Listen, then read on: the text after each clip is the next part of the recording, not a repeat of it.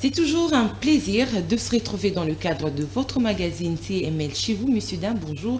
Vous êtes les bienvenus. Merci de rester branchés aux antennes de CML 13 Télévision, votre chaîne de l'excellence et du professionnalisme. Alors, plusieurs puissances occidentales somment Kigali de retirer ses troupes et de ses alliés M23 de territoire congolais qu'ils occupent. C'est énième appel de Washington.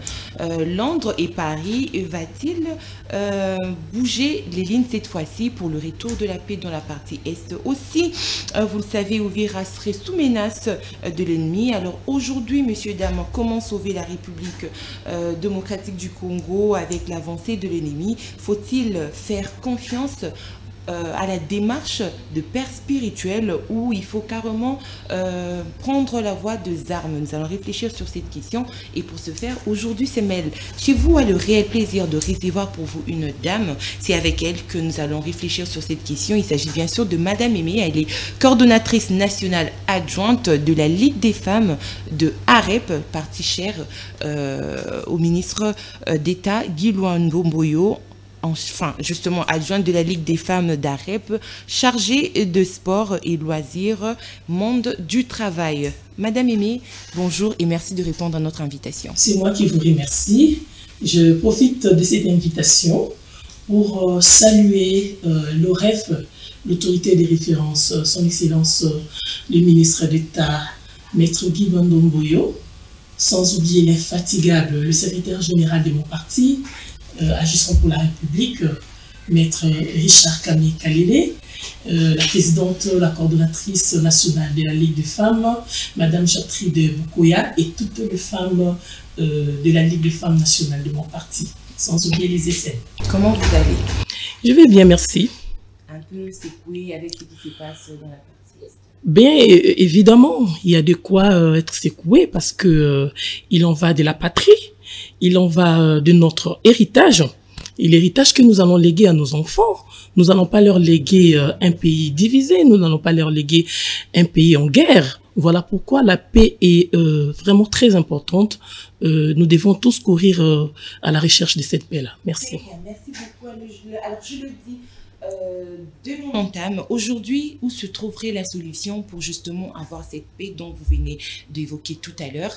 Est-ce qu'il faut faire confiance à la démarche de prélats catholiques en collaboration justement avec l'Église protestante, ou vous estimez que la voie de la guerre est-elle mieux favorable? Merci Madame Tania pour la question.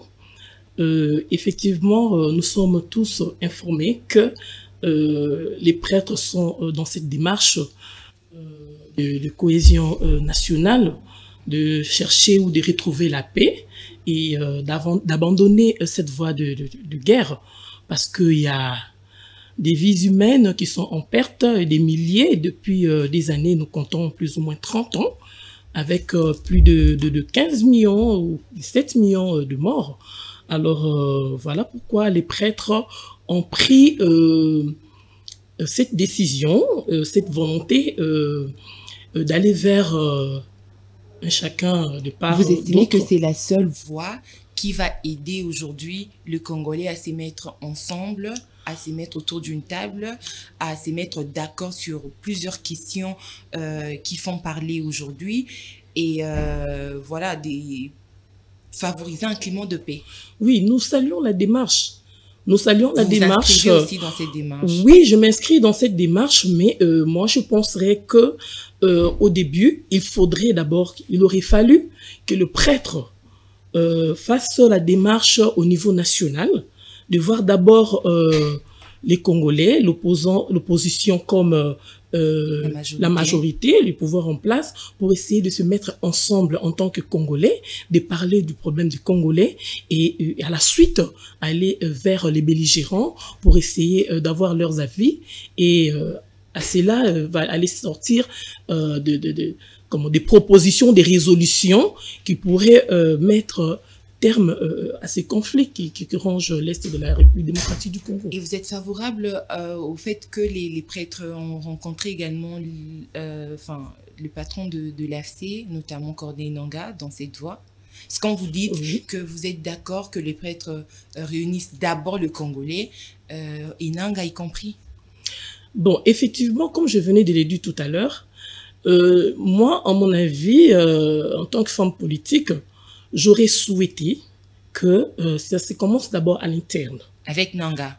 Non, non, à l'interne avec nous qui sommes ici dans la capitale, avec l'opposition et la majorité. Donc, c'est-à-dire tous ceux qui se sont sentis lésés par la gestion du président, son Excellence Félix Antoine Tshisekedi, qu'on essaye de se mettre ensemble, de parler et de voir le comment, et ensuite aller voir Monsieur Corneille Nangaa pour voir quels sont ses problèmes, qu'est-ce qu'il réclame, qu'est-ce qu'il veut au fait. Donc, au lieu de commencer, on a vu le président de la République et puis on est allé voir les belligérants. Vous voyez, donc en ces moments, nous avons besoin de la cohésion nationale pour aider notre pays à sortir de cette crise. Et quand nous avons déjà des problèmes à l'interne, vous voyez que ça bloque le processus. Parce que là, vous remarquez, il y a un silence.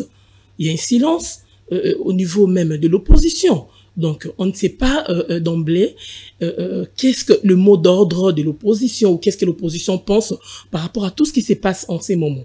Alors, il aurait fallu qu'à l'interne, les prêtres puissent mettre ensemble sur une même table les Congolais, nous qui sommes ici dans la capitale, et ensuite aller voir M. Corneille Nangaa. Et en quoi est-ce que ça dérangerait cette façon de faire, de voir au même moment le Congolais, parce qu'ils ont commencé par rencontrer le président de la République, ils ont rencontré l'opposant Martin Fayoulou d'abord, ils sont allés vers Corneille Nangaa, ils sont allés, après Fayoulou, il y a eu le sursaut national avec Délice Sanga, Alain Bouloudjoua et tant d'autres. Ils ont poursuivi justement leur rencontre avec Nangaa. Et l'idéal, c'est, parce que Ambongo l'a dit que sans Nangaa, il n'y aura pas la paix. Sans le M23, sans dialoguer justement avec eux, c'est difficile de parler de la paix. N'a-t-il pas raison? Parce que du moment où c'est lui qui agresse, du moment où c'est lui qui dérange la paix, la stabilité ici du Congolais, comment commencer qu'avec le Congolais et aller le voir lui après? Bon, si nous disons commencer avec les Congolais, comme la démarche a commencé avec les présidents de la République, Monsieur Fayoulou et les autres, je pense que à sortir de cet entretien-là, de tous ces entretiens, il aurait fallu qu'il y ait un mot d'ordre, un message que les prêtres devraient emmener à Nangaa, un message que la population sache que non, en allant voir Nangaa, on propose il y a des propositions qui ont été faites déjà en amont, après leur rencontre avec les opposants ici dans la capitale. Et là, quand il contacte Martin Fayoulou, Denis Sanga et les autres, et après il va voir Nangaa, nous ne savons pas de quoi ils ont parlé. Quelles sont les propositions de M. Nangaa? Parce que au sortir de cette rencontre, il y a Bukavu. Il y a Bukavu qui est menacé. Et aujourd'hui, on parle d'Uvira. Alors, qu'on nous dise, qu'on nous donne des éléments de cette démarche, qu'est-ce que veut M. Corneille Nangaa? Qu'est-ce qu'il réclame à l'État congolais? Parce qu'il s'agit de la patrie. Il est congolais. On ne peut pas continuer sur cette voie. Lorsque on est lésé quelque part, on prend la voie des armes pour agresser le pays ou pour détruire les compatriotes. Parce que ceux qui meurent là-bas, à l'est de la République démocratique du Congo, ce sont des Congolais. Ok? Ce sont des Congolais. Nous devons savoir qu'est-ce que réclame M. Corneille Nangaa pour qu'il prenne les armes et tuer les compatriotes. Très bien. Alors, tout à l'heure, vous avez évoqué la question de... Vous avez dit que l'opposition était silencieuse. Vous auriez voulu que l'opposition fasse quoi à cet instant? Bon, comme je le dis toujours, comme je l'ai dit au début, il s'agit de la patrie. Il s'agit de la patrie. En ces moments, il y a une partie de tout un chacun des Congolais qui souffre. Qui souffre. Si j'ai pris la décision de passer aujourd'hui à Semel chez vous, pourquoi? Parce que déjà, dans mon parti, la vision, c'est l'équilibrisme.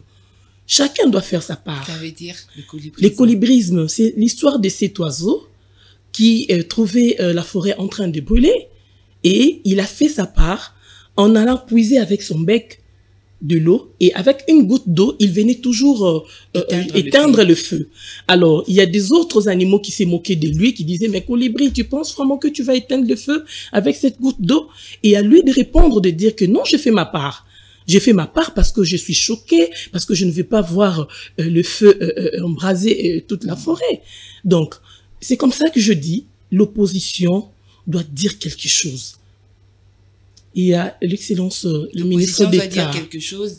Vous, au sein de la REP, vous avez dit quoi? Qu'est-ce que vous avez déjà dit? Son excellence, vous êtes tué également, son excellence, le ministre d'État, Maître Guy Luandomboyo, l'OREF, il a dit quelque chose. Il a dit quoi? Il a donné les mots d'ordre. Il a dit trop, c'est trop.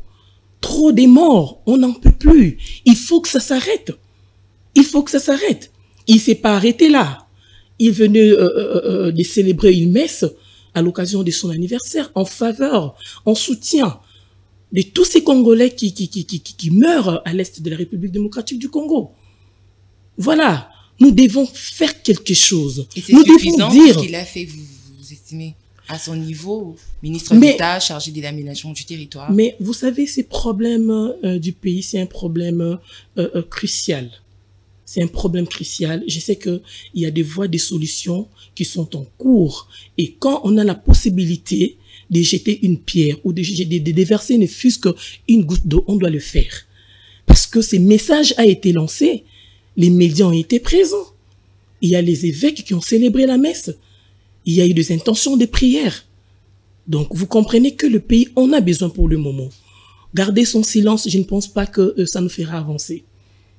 Donc, chacun dans son coin mais il y a de doit mobiliser aussi qui se sont tués. Pourquoi vous avez toujours tendance à parler de l'opposition et l'Union sacrée également s'est tue durant non, l'état de l'Union sacrée ne s'est pas tue.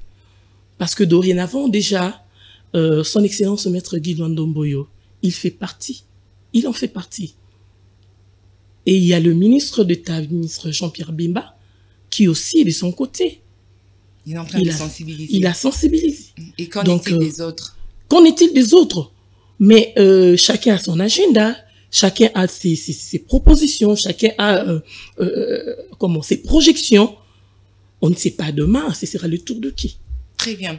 Alors, aujourd'hui, voilà qu'on est en train de parler de menaces d'Ouvira.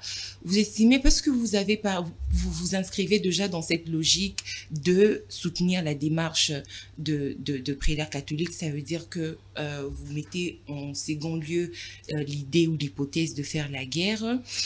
Vous reconnaissez quand même qu'il y a eu des frustrations au sein de la République?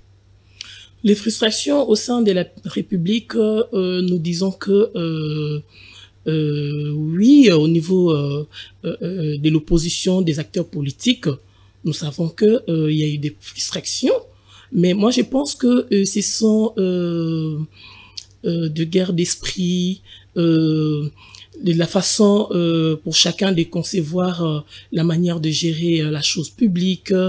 Et voilà pourquoi il y a même l'opposition, parce que tout le monde ne peut pas être d'accord avec la gestion du président de la République, son Excellence Félix Antoine Tshisekedi. Donc, il y a des quoi que certains n'ont pas été d'accord, et il y en a qui restent même sur la question de la légitimité de son pouvoir. Donc, nous pensons que les frustrations peuvent s'arranger entre Congolais. Parce que là, on n'est pas ennemis, c'est au niveau de l'esprit, au niveau de la conception, qu'on pense que le président de la République n'aurait pas dû faire ça ou s'engager dans telle ou telle autre démarche. Ils sont libres de penser comme ça. Mais quand il s'agit de la patrie, tout le monde doit sortir de sa coquille, abandonner tout ce qui nous divise et voir qu'est-ce que nous pouvons faire pour sauver notre pays, pour sauver la patrie. Avec ce dialogue que pense emmener justement l'Église, la RDC va en sortir vraiment gagnant, estimez-vous? Nous savons que, est-ce que ça la sera une situation solution à long terme ou ça sera une solution pour d'abord calmer les tensions, les temps de mettre en place une solution à long terme, notamment former l'armée, les équiper encore je pense que c'est une solution à long terme. Et aussi, on doit le dire, il en va de la manière dont le dialogue sera orienté. Parce que les assortis de ces rencontres, ce sont aux prêtres de nous en faire les comptes rendus. Alors moi, je pense que c'est une solution à long terme et restons focus, confiants que ces dialogues ou cette démarche pourra aboutir à quelque chose. Très bien. Parlons de l'entourage du président durant cette période sécuritaire. Est-ce que vous pouvez vous dire, étant que membre de l'Union sacrée, que le président s'est fait bien entourer durant son premier mandat parce qu'il a lui-même dit que s'il ne réussissait pas justement à recouvrir, en fait, s'il n'arrivait pas à tabler sur cette question de la guerre, il va considérer son mandat comme étant un échec. C'était justement lors de son premier mandat. Et voilà que du moment où, en plein second mandat, il y a des menaces de partout. Le problème, c'est aussi son entourage qui n'a pas su l'aider à faire un très bon travail ou à imposer sa vision. Madame Tania, je vous dirais une chose. Le président de la République n'est pas encore au terme de son mandat. On ne peut pas dire qu'il a échoué, on ne peut pas dire qu'il n'a pas réussi. Donc, il y a des démarches qui sont en cours. La question de la guerre à l'Est, c'est une question cruciale. C'est une question assez complexe. Alors, c'est que nous pensons, nous n'avons pas à dire qui a fait quoi, qui a mal géré ou qui sont complices ou pourquoi. Mais moi, je pense oui, je pense que en tant que journaliste, nous devons bannir cette façon de voir les choses, de vouloir toujours attribuer les responsabilités. Moi, je pense qu'en cette période où nous traversons ce moment difficile, il serait mieux de voir plutôt des avancées. Qu'est-ce que nous devons faire? C'est une façon d'alerter pour il en va des politiques de parler en interne. Que le président de la République, en tant que magistrat suprême, en tant que garant de la nation, il a tout un cabinet où ils étudient toutes ces questions de gestion de la République. C'est à eux de voir là où ça n'a pas marché et essayer de trouver des solutions pour que nous puissions avancer et trouver des solutions adéquates. Le premier mandat est terminé. Vous dites que le mandat n'est pas totalement fini. Le président n'a plus que 3 ans. Oui, nous avançons. Le président n'a plus que 3 ans. Nous avançons. Nous avançons. Nous savons que en temps de guerre, tout est bloqué. Mais au moins, nous savons que les démarches sont en cours, même au niveau de la communauté internationale. Il y a des interpellations pour que cette guerre puisse s'arrêter et que nous puissions voir comment développer notre pays, comment avancer. Est-ce que la communauté internationale n'a pas démontré ses limites sur cette question de la sécurité dans la partie est de la République? Bon, on peut pas dire autant d'ordres, zéro sanction. On ne peut pas dire que la communauté internationale a montré ses limites. Aussi longtemps que nous sommes encore aussi, sans l'oublier, dans de solutions diplomatiques. Donc, je pense qu'aujourd'hui, on a interpellé le président de la République du Rwanda pour qu'il puisse retirer ses troupes. Je pense déjà que c'est déjà une bonne chose. Et soyons focus, regardons tous dans cette direction-là. Et les restes, c'est à venir. Mais quelle peut être l'attitude aujourd'hui de la République démocratique du Congo face d'abord à ses pays voisins, notamment le Burundi, l'Ouganda et tous ces autres, ainsi de suite, sachant que tout le temps, il est sous menace au regard de sa richesse. Quelle attitude doit-elle adopter tant que République? Je pense que ce sont des solutions, ce sont des problèmes.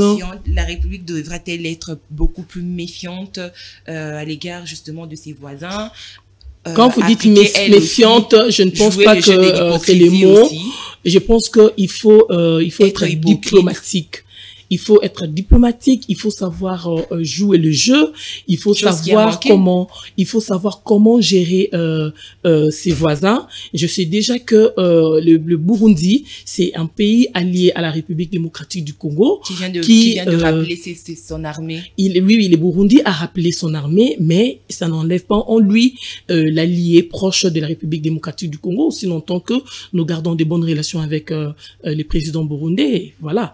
Donc moi je dire que être méfiant avec ses voisins, je ne pense pas que c'est le mot que nous devons utiliser, mais nous devons plutôt avoir une forte diplomatie, voulais-je dire, pour éviter les erreurs du passé.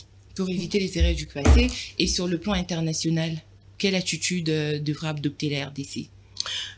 Comme je l'ai dit il n'y a pas très longtemps, le président de la République a tout un cabinet, le ministre des Affaires étrangères. Le président, depuis son mandat, il est dans la diplomatie. Depuis le premier, le second mandat, il est dans la diplomatie agissante. Il est dans ça pour justement le bien de son pays, la RDC. Mais au regard de résultats que nous avons aujourd'hui, il y a de quoi se dire que finalement, on dirait que ces pays manifestaient cette volonté de ne pas vouloir soutenir la RDC. Pourquoi? Parce que quand il s'agit bien sûr d'autres pays, il y a eu des sanctions qui ont suivi. Madame Tania, je vous rappelle que les problèmes de la République démocratique du Congo, c'est les problèmes de ses richesses. C'est un problème qui ne date pas d'aujourd'hui. Alors, la voie diplomatique, c'est une voie que le président de la République avait empruntée depuis. Et allons, observons. La situation, elle est critique. Et nous ne pouvons pas abandonner cette voie-là au regard de tout ce qui se passe à l'est de la République démocratique du Congo. On a demandé, la communauté internationale ou Washington aujourd'hui a demandé au Rwanda de retirer ses troupes. Prenons d'abord ce qui nous est présenté et le reste, c'est à suivre. C'est-à-dire, il faut à ce stade continuer sur cette voie diplomatique, le dialogue au niveau interne et préparer l'armée. C'est là que réside les solutions justement pour sortir de cette crise. Effectivement, on ne peut pas négliger un point parmi les points que vous venez de citer. Et je sais que au moment opportun, au cas où toutes ces démarches n'aboutiront pas, ou si ces démarches n'aboutissent pas, ce sera maintenant là au président de la République avec son gouvernement de prendre des décisions adéquates pour voir quelle sera la suite. Attendre. Rien n'est encore perdu, Madame Tania. 6-5 ans Rien n'est encore perdu. Le problème de la République démocratique du Congo ne se gère pas avec des émotions. Ne se gère pas avec des émotions. C'est une question d'État. C'est une question d'État, des vies, oui. C'est la patrie. Et je sais que les démarches sont en train d'être faites ci et là. La ministre des Affaires étrangères, le cabinet du président de la République. Donc, à tous les niveaux, je sais que ça bouge. Très bien. Messieurs, dames, vous êtes en direct de CML 13 Télévision. Nous avons justement le réel plaisir de recevoir pour vous une dame. C'est avec elle que nous sommes en train de changer, on est en train de réfléchir, patrie. Les dames aussi ont un mot à dire, ont un mot à placer sur cette question de l'Est du moment où ça concerne tout le Congolais. Alors, je rappelle qu'elle est justement, elle est coordonnatrice nationale adjointe de la Ligue de femmes d'AREP en charge de sport et loisirs et monde du travail. Madame Aimé Moubadi, c'est avec elle que nous sommes en train de réfléchir sur cette question de l'Est. Alors, je le dis de l'entame de mes propos, plusieurs puissances occidentales somment Kigali de retirer ses troupes ainsi que celles de ses alliés, notamment le M23, l'AFC de Corneille Nangaa. Est-ce que cet énième appel aujourd'hui va vraiment, parce qu'il y a eu cessez-le-feu avec l'Union africaine, on a vu qu'il n'y a pas eu cessez-le-feu, le Rwanda n'a rien respecté. Aujourd'hui, les puissances occidentales somment encore Kigali de retirer ses troupes. Est-ce qu'aujourd'hui, on peut attendre à ce qu'il y ait finalement une réaction de la part de Kigali? Est-ce que Kigali est prête à obtempérer? La position ou l'attitude que nous devons avoir, c'est d'être confiants. Congolais, nous devons être confiants, nous devons observer et voir l'attitude que le Rwanda aura à prendre par rapport à cet avertissement.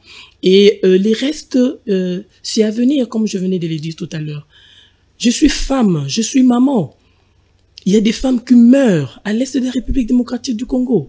Il y a les femmes qui abandonnent leurs enfants. Ce sont des orphelins. Un bébé de 3 mois, un bébé d'1 année. Vous voyez le nombre des orphelins. Alors c'est une situation qui nous dérange tellement que il fallait placer un mot. Il fallait placer un mot. Donc nous restons confiants. Nous restons confiants et nous croyons que toutes les démarches sont bonnes pour trouver des solutions adéquates. Qu'est-ce qui fait que les femmes ne s'expriment pas trop sur ces pareilles questions? Je pense que à l'heure actuelle, nous sommes en train de parler du genre, la présence des femmes, l'égalité, les institutions, dans les institutions du pays. Et je pense que, je l'ai dit, moi, je suis un colibri. Je marche avec la vision de mon parti. Je me suis dit, je ne peux pas rester silencieuse. Nous devons dire quelque chose. Nous devons parler. Nous devons soutenir toute la population congolaise de l'Est de la République qui sont meurtries, qui sont désespérées. Nous devons le faire. Et moi, je pense que même au niveau du gouvernorat, les gouverneurs de la ville, si possibilité il y a, il peut lever cette mesure de ne pas organiser des marches, des soutiens. Ces problèmes ne doivent pas quitter la mémoire des Congolais. Ça ne peut pas quitter la mémoire des Congolais. En pillage, non, mais nous avons les ministères de l'Intérieur, nous avons la police. Ils ne peuvent que encadrer les manifestants. Encadrer les manifestants. Comment ça s'est passé? Ben oui, on sait comment ça s'est passé, comment ça a évolué, mais il y a de ceux qui sont prêts à organiser des marches pacifiques avec des mots, comme nous l'avons vu à travers le monde. Tous les Congolais de la diaspora ne sont pas restés silencieux. Ils sont sortis de leur silence, ils sont sortis de partout pour crier haut et fort, dire que non, trop c'est trop, assez des morts. Moi, je pense que s'il faut encadrer la population en marche par la police, il faut le faire. Il est fort possible ou probable que dans certains contrées de la République, que la population n'est pas informée de ce qui se passe. Mais avec les marches organisées, bien encadrées par la police, et avec des messages clés, des messages forts, je pense que ces problèmes resteront dans la mémoire de tout un Congolais et nous feront aussi monter des prières. Qu'est-ce que ça a changé? Des marches aujourd'hui, encore des marches sans action concrète, sans action palpable? Non. Moi, je ne pense pas que, je ne suis pas d'accord quand vous dites que des marches qui n'ont rien donné, parce que nous avons vu la diaspora congolaise partout dans le monde a manifesté. Aujourd'hui, si la communauté internationale, certains pays sont sortis de leur silence pour dire que oui, effectivement, au Rwanda, en RDC, le Rwanda est en train d'agresser, c'est parce qu'ils ont fait quelque chose. Parce que la diaspora a pris les problèmes en main.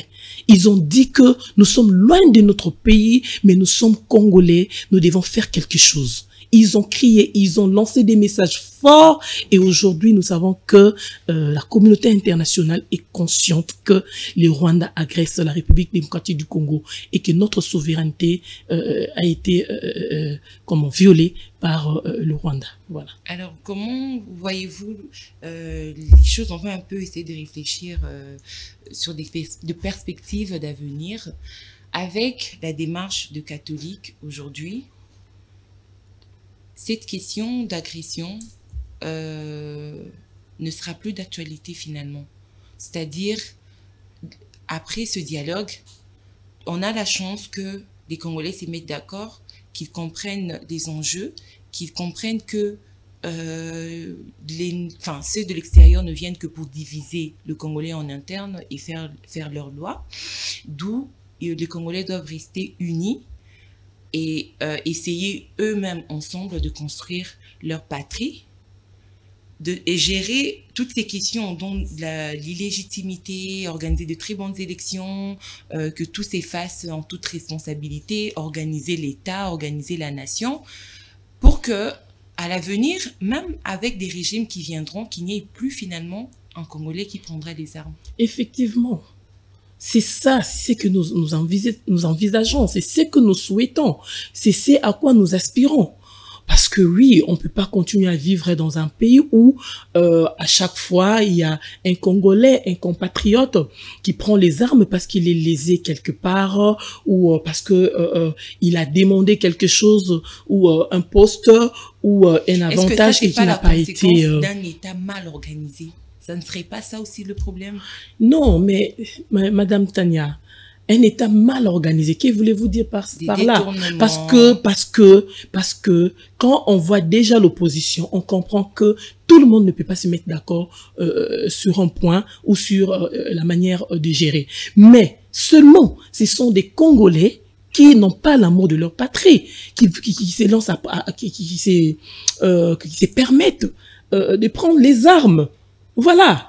On ne dit pas que non, quand vous êtes lésé, quand il y a une mauvaise gestion de la chose publique et qu'un Congolais est en droit d'aller prendre les armes pour tuer la population, pour tuer ses frères. Mais il faut penser aussi bien organiser les... C'est comme ça, je dis que non, c'est à quoi nous aspirons, que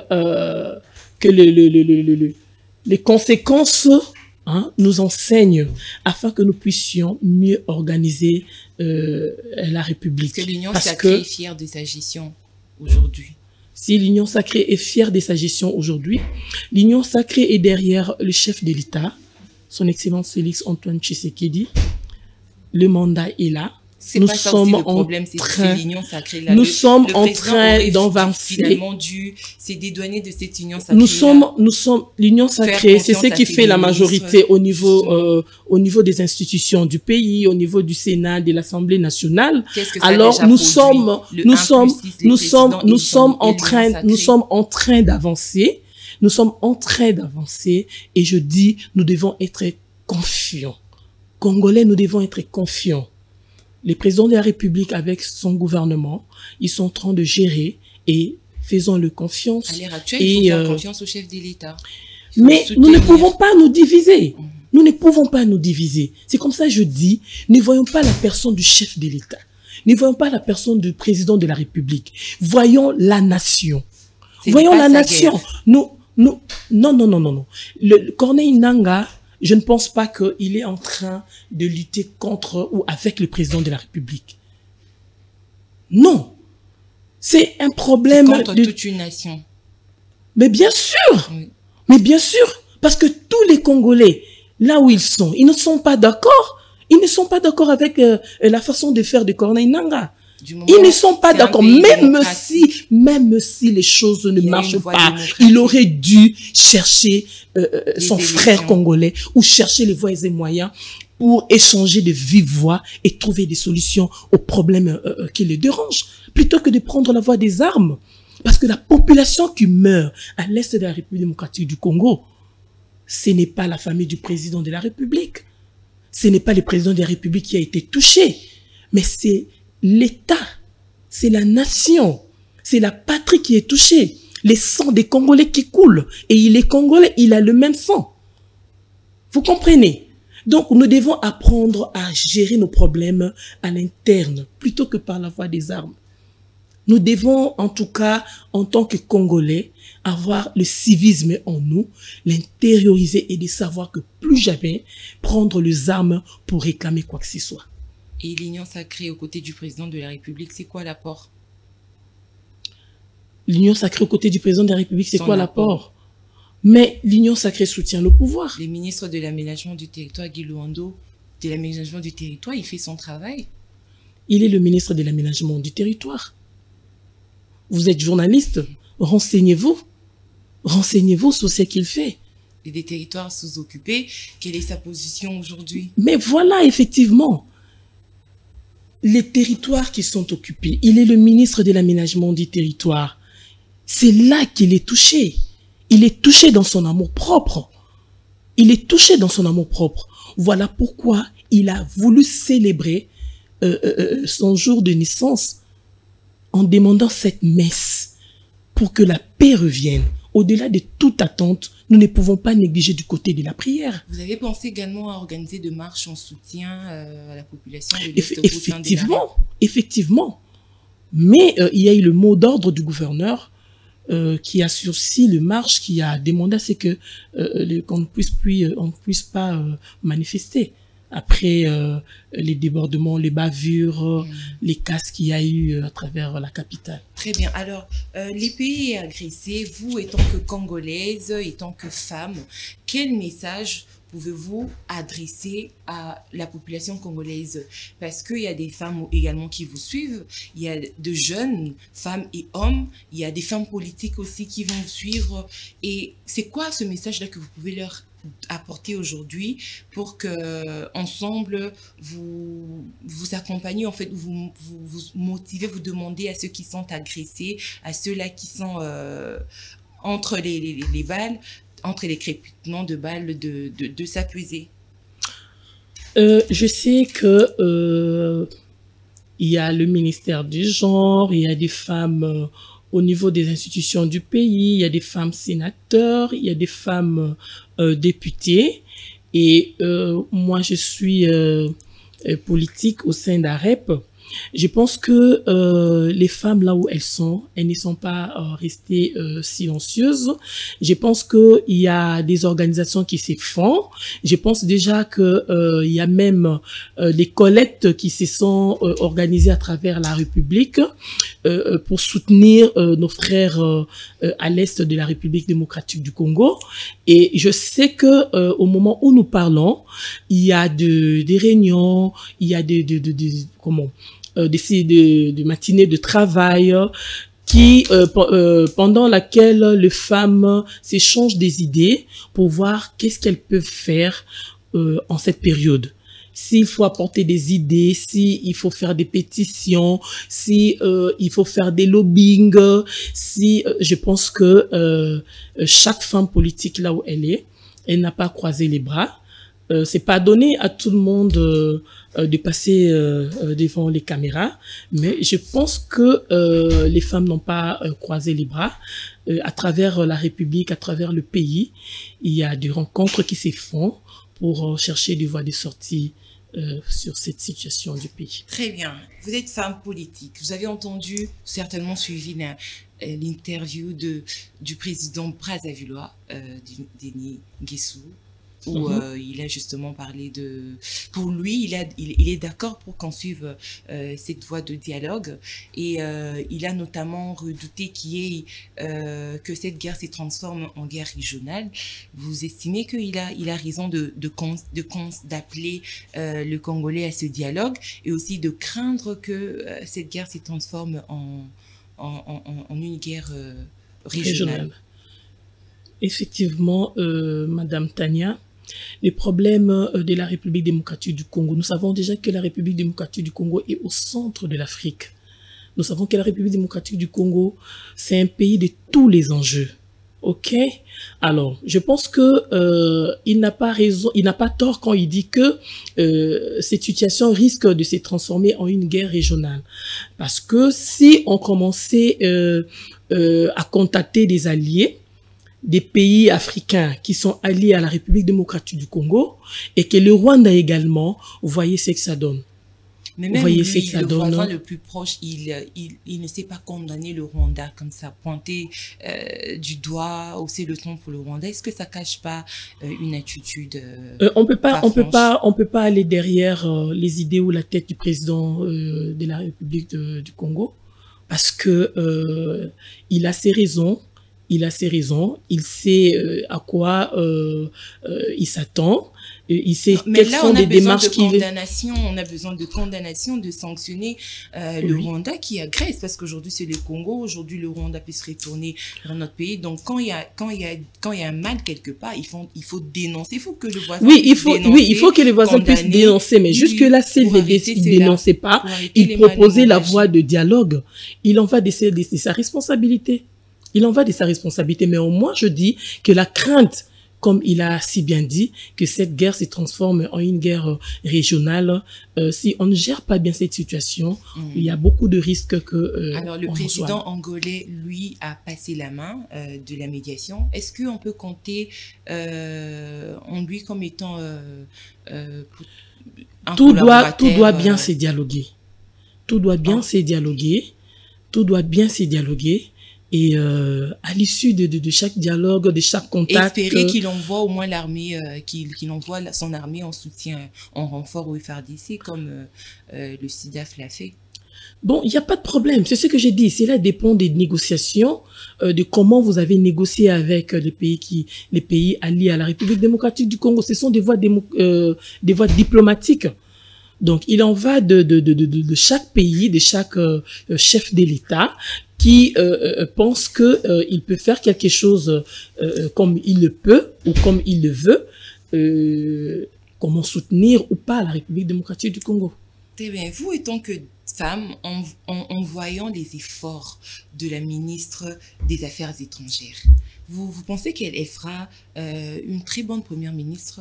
C'est pas pour faire polémique, mais c'est pour voir ses mérites à la longue dans les prochains jours en remplacement de la première ministre Judith? Bon, je pense que on n'en est pas encore là. En remplacement, je pense qu'on n'en est pas encore là. Elle est la ministre des Affaires étrangères, elle s'en sort bien, elle défend les pays, nous avons suivi ses interventions. Moi, je pense que jusque-là, la démarche ou les démarches qu'elle est en train d'entreprendre sont bonnes et donnons-lui la chance dans ce sens que l'on puisse trouver gain de cause sur ce qu'elle fait.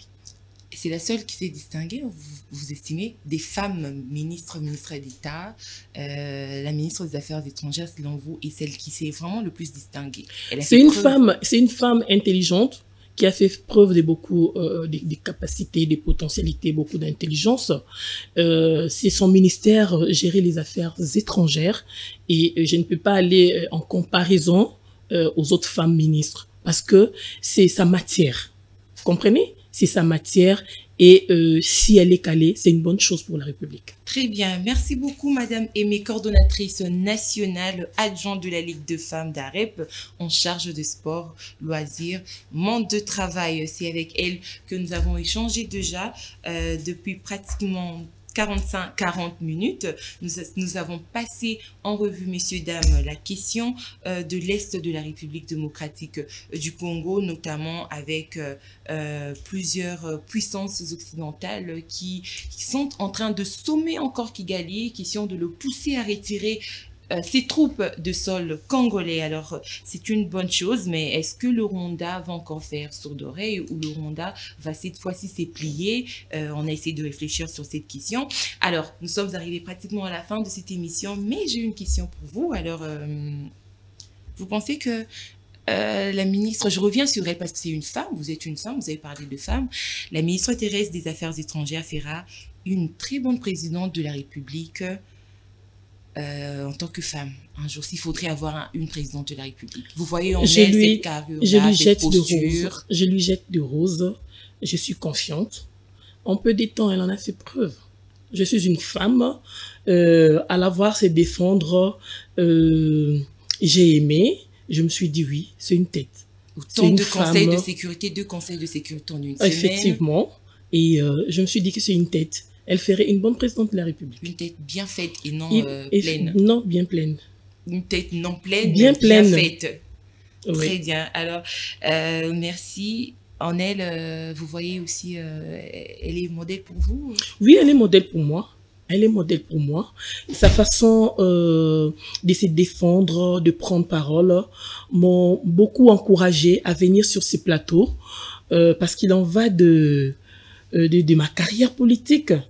Il en va de ma carrière politique, mes aspirations et la voir se défendre comme ça m'a beaucoup encouragée. Elle a donné. Effectivement, c'est une femme de caractère. C'est une femme déterminée. C'est une femme tout ce que vous pouvez. Hein. Donc, je manque même de mots et je lui jette des roses. Très bien. Merci beaucoup, Madame Aimée. Cette émission est terminée. Votre conclusion. C'est moi qui vous remercie. Je pense que chaque Congolais, là où il est, doit comprendre que nous traversons un moment critique de notre pays. Nous ne devons pas perdre espoir, gardons espoir. Les mamans, partout où vous êtes, ne manquez pas de confier notre pays entre les mains du Seigneur.